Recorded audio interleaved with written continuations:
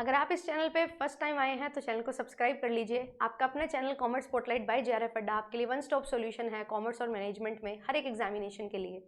तो मैं आपको अपना जो भी एक्सपीरियंस लिया है मैंने उसके रिगार्डिंग आपसे जो है डिस्कशंस करती हूँ जो आपको हेल्प कर सके आपकी इस जर्नी में, एंड उसी को ध्यान में रखते हुए ये सेशन आपके लिए मैं लेके आ चुकी हूँ।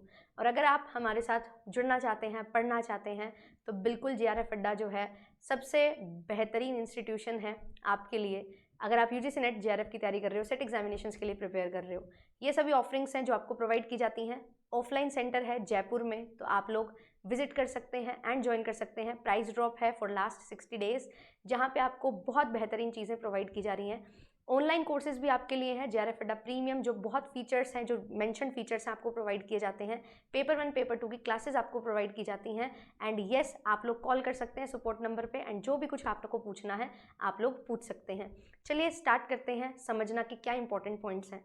सबसे पहली चीज़ इस पॉइंट ऑफ टाइम पे जब मैं आपको बताना चाहती हूँ कि जब हमारे पास लगभग 60 दिन बचे हुए हैं तो क्या करें और क्या ना करें, तो ये नहीं बताऊंगी कि क्या ना करें और क्या करें, मैं ये बताऊंगी क्या करें और कैसे करें और किस तरीके से करें कि जो आपके लिए रामबाण हो। तो हम यहाँ पे सबसे पहले गड़बड़ करते हैं कि हमें पता है ये सिलेबस है, उस सिलेबस के पीछे भागने लग जाते हैं।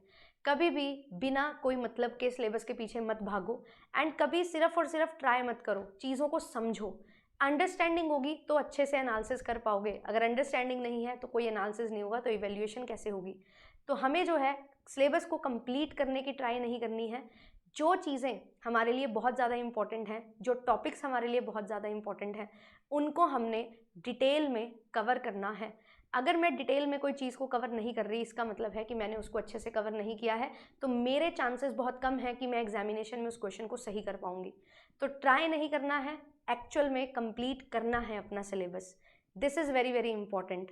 एंड सिलेबस क्या 100% सिलेबस कवर होगा? Answer is no. आपको प्रीवियस ईयर से ये एनालिसिस लग गया होगा और ये पता हो गया होगा कि कौन से क्वेश्चंस हैं जो बार बार रिपीट हो रहे हैं, तो वो 60 से 70% पोर्शन जो आपके लिए बहुत ज़्यादा इंपॉर्टेंट है उसको ही केवल कवर करना है। इसी से ही स्टार्टिंग करनी है, इसी को अच्छे से कवर करना है, एंड फिर आगे आगे बढ़ना है।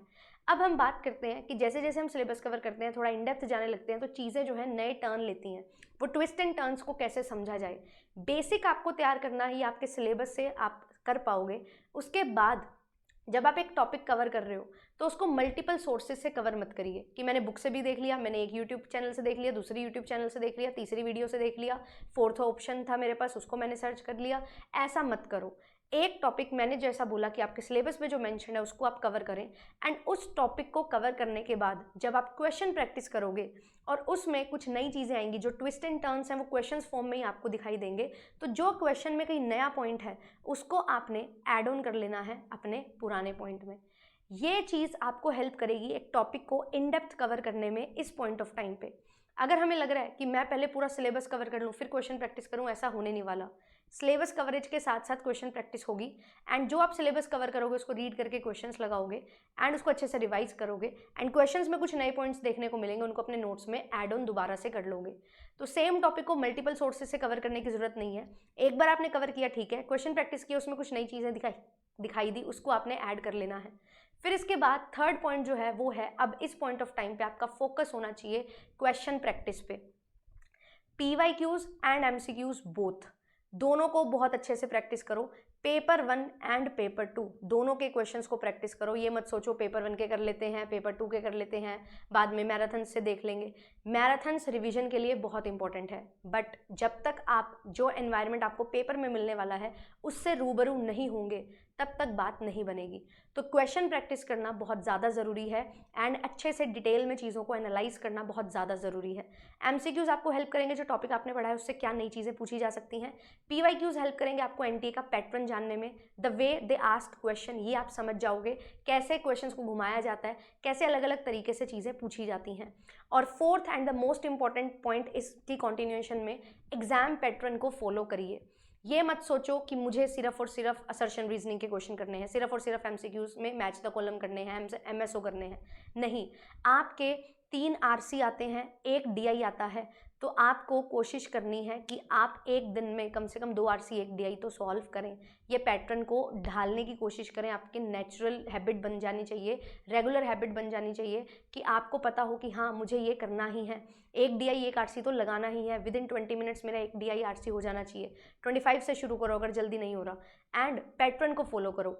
सारे क्वेश्चन सिंपल वन लाइनर नहीं होने चाहिए, सारे क्वेश्चन असर्शन रीजनिंग नहीं होने चाहिए, सारे क्वेश्चन मल्टीपल सिलेक्शन ऑप्शन में एमएसओ नहीं होने चाहिए, बहुत बड़ी बड़ी स्टेटमेंट्स नहीं होने चाहिए, मिक्स क्वेश्चंस की जो फ्रेमिंग है वो होनी चाहिए। एंड कोशिश आपको यही करनी है कि आप मिक्स क्वेश्चंस जो आपके एनटीए पूछता है, एनटीए के एग्जामिनेशन में, यूजीसी नेट एग्जामिनेशन में पूछे जाते हैं, उनको आप बहुत अच्छे से कवर करें। एंड यस, हमेशा 90 + 10 क्वेश्चन पेपर टू कॉमर्स में, और ऐसे ही 50 + 5 + 5 40 + 5 + 5 ऐसे आपने करना है कि डीआई आरसी आपके साथ साथ प्रैक्टिस होते चलें। क्योंकि हम क्वेश्चन प्रैक्टिस करना सीख लेते हैं बट डीआई आरसी में थोड़ा टाइम लगता है, तो वहाँ पे टाइम मैनेजमेंट में गड़बड़ हो जाती है। तो टाइम मैनेजमेंट हमारे लिए बहुत ज़्यादा ज़रूरी है, और जब टाइम मैनेजमेंट करोगे तो एग्जामिनेशन पैटर्न के दौरान अगर आप अपने पूरे मॉक टेस्ट को कंप्लीट करोगे, पैटर्न के अकॉर्डिंग करोगे, एंड मॉक टेस्ट के दौरान पूरा पैटर्न फॉलो करोगे, तो आपके लिए बहुत जल्दी चीज़ें आपको समझ आएंगी और बहुत ईजी हो जाएंगी। फिर इसके बाद 5th आता है रिटन कम्युनिकेशन इज़ इम्पॉर्टेंट। ये बहुत इंपॉर्टेंट पॉइंट है और बहुत अंडररेटेड पॉइंट है। जब भी आप किसी एग्जाम की तैयारी कर रहे हो, कुछ भी कर रहे हो, आपको रिटन में एक क्लियर रोड मैप बना लेना है कि मुझे ये चीज़ें करनी हैं, और वो चीज़ें करने के लिए हमने पूरा शेड्यूल अपना रेडी किया हुआ है। एंड जब आप उस काम को कर लो, चेकलिस्ट लगाओ, एंड फिर देखो कि क्या काम हो गया क्या नहीं हुआ। जो चीज़ें बची हैं उनको कवर करना है, जो चीज़ें ज़्यादा कर ली अच्छी बात है, अगले दिन आपको रिवीजन का टाइम मिलेगा, नहीं की हैं तो आपको उनको कैसे कवर करना है, बैकलॉग कैसे कवर करना है, ये बहुत ज़्यादा ज़रूरी है। तो अपना जो भी पूरा सिलेबस है, जो भी आपके टास्क हैं, notes, revision, MCQs practice, mock test, syllabus coverage, वो सारी रिटन कम्युनिकेशन के थ्रू होनी चाहिए। यूनिट वाइज आप अपना प्लान बना रहे हो कि मेरे को एक यूनिट को 5 दिन में कवर करना है, फिर उसके एमसीक्यूज लगाने हैं 2 दिन में, तो वो यूनिट वाइज प्लान आपका क्लियर होना चाहिए। मैं एक दिन में कितना काम करूंगा, किस यूनिट को कवर करूंगा, पेपर 1 पेपर 2 की कौन सी यूनिट होगी, ये जब चीज़ें आप पूरा रोड मैप तैयार कर लोगे, ये आपको बहुत ज़्यादा हेल्प करेंगी। मुझे इसने बहुत ज़्यादा हेल्प किया था। मैं हमेशा आपको बताती हूँ कि मेरा फर्स्ट अटैम्प्ट में नहीं हुआ था एग्जामिनेशन, सेकंड में हुआ था। फर्स्ट अटैम्प्ट में मैं सिर्फ और सिर्फ हवा में तीर चलाते हुए पढ़ाई कर रही थी। हाँ, पढ़ाई बहुत अच्छे से कर रही थी, बट वो एक सॉलिड तरीका जो होता है ना, पूरा स्ट्रेटेजाइज वे होता है, वो नहीं था। तो रिटन कम्युनिकेशन जब मैंने इंक्लूड किया, ऐसा नहीं होता था कि बिल्कुल ही मैं जो मैंने सोचा है वही होता था, कभी कभी कम भी हो जाता था, बट कैसे उसको फिर ओवरकम करना है, कैसे उस बैकलॉग को कवर करना है, वो मुझे पता लग जाता था, क्योंकि रिटन कम्युनिकेशन में मेरे पास सारा टाइम स्पेसिफाइड था। अब मैं आपको क्लासेस प्रोवाइड करती हूँ, आपको स्टडी प्लानर दिया जाता है पेड में। क्यों दिया जाता है? ताकि हमें पता लगे कि हाँ यहाँ तक हमारा ये काम हो जाएगा, इन केस कोई छुट्टी लेनी पड़ जाती है तो उसको हम शिफ्ट कर लेंगे 1-2 दिन आगे पीछे। तो यहाँ से मुझे क्लैरिटी रहती है कि कब क्या करना है, आपको भी क्लैरिटी रहती है कब कौन सी क्लास होगी। तो ये चीज़ अपनी तैयारी में आपको लेके आनी है ना, कि आप जब एग्जामिनेशन के लिए प्रिपेयर कर रहे हो तो क्या चीज़ कब करनी है, कैसे करनी है, वो आपको एक रोड मैप तैयार हो जिसके अकॉर्डिंग आप अपनी पूरी स्ट्रेटजीज बना सकें। तो ये written communication is very very important, और ये 5 पॉइंट हैं जो आपको बहुत ध्यान में रखने हैं, एंड इनको ध्यान में रखते हुए अपना सिलेबस कवर करके नोट्स बना के रिविजन करनी है। देन रिविजन करने के बाद क्वेश्चन प्रैक्टिस करने हैं, मॉक टेस्ट लगाने हैं, and with the help of questions भी आप रिविजन कर सकते हो। अगर आप मेरे से पढ़ते हो आपको पता होगा कैसे एक क्वेश्चन को हम उधेड़ के रख देते हैं, बिल्कुल हर चीज़ बिल्कुल डिटेल में चीज़ों को समझते हैं, और एक क्वेश्चन में 10-10 मिनट लगाते हैं और पूरा अच्छे से उस कंसेप्ट को कवर कर लेते हैं। तो वैसे ही आपको डिटेल एनालिसिस के साथ ये चीज़ करनी है, सो दैट आपका पूरा रिविजन हो जाए उस क्वेश्चन से रिलेटेड जो भी कंसेप्ट है उसका। और बार बार जो है कंसेप्ट रिपीट होते हैं, क्वेश्चन अलग अलग फ्रेमिंग के साथ आ सकते हैं, कंसेप्ट वही है, वही 80-90 क्वेश्चंस हैं, जो टॉपिक्स हैं जो बार बार घूम फिर के आएंगे, एंड यही चीज़ें आपको ध्यान में रखनी है। तो आई होप ये वीडियो आपको हेल्प करेगी एंड अच्छे तरीके से आप चीज़ों को समझेंगे। मेरी रेगुलर क्लासेस चल रही हैं, सुबह 8:30 बजे पेपर 2 की क्लास लेती हूँ मैं कॉमर्स स्पॉटलाइट बाय JRF अड्डा चैनल पे। चैनल को सब्सक्राइब कर लीजिए।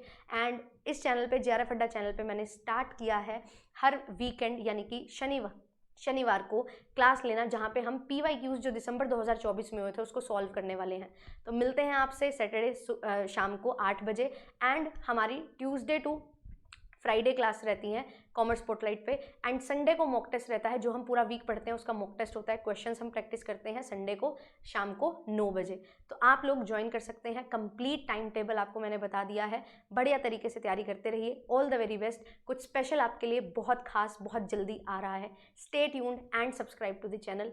Thank you so much.